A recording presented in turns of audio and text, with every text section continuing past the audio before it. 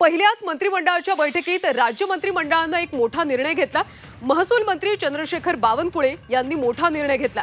राज्य सरकार 4849 एकर जमीन शेतकऱ्यांना आता परत करणार आहे। राज्यातल्या तब्बल 963 शेतकऱ्यांना महसूल विभागाच्या निर्णयाचा फायदा होणार आहे। शेतकऱ्यांना दिलासा देणारी ही एक महत्त्वाची बातमी सध्या आपण पाहतोय। पहिल्याच बैठकीमध्ये राज्य मंत्रिमंडळाने एक मोठा निर्णय घेतला।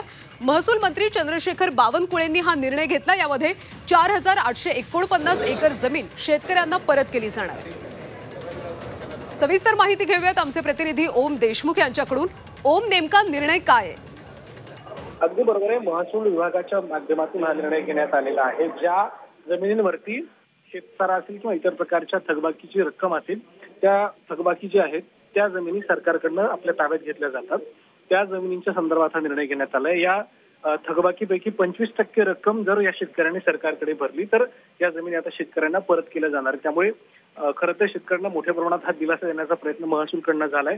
उर्वरित रक्कमेच्या बाबतीत सुद्धा लवकरच निर्णय होईल आणि जी रक्कम थकीत स्वरूपात आहे ती सुद्धा शासन स्वतःकडे कशा प्रकारे जमा होईल याची काळजी घेणार आहे। मात्र 25% रक्कम भरल्यानंतर शेतकऱ्यांना जवळपास 5000 एकर ही जी काही जमीन आहे ती लवकरात लवकर परत करण्याच्या संदर्भातला हा मोठा शासन निर्णय आजच्या कॅबिनेट बैठकीत घेण्यात आला आहे। धन्यवाद ओम या सगळ्या माहितीसाठी। तर शेतकऱ्यांसाठी ही एक दिलासादायक बातमी आहे, कारण राज्य सरकार आता 4849 एकर जमीन शेतकऱ्यांना परत करणार आहे। राज्यातल्या तब्बल 963 शेतकऱ्यांना महसूल विभागाच्या निर्णयाचा फायदा होणार आहे।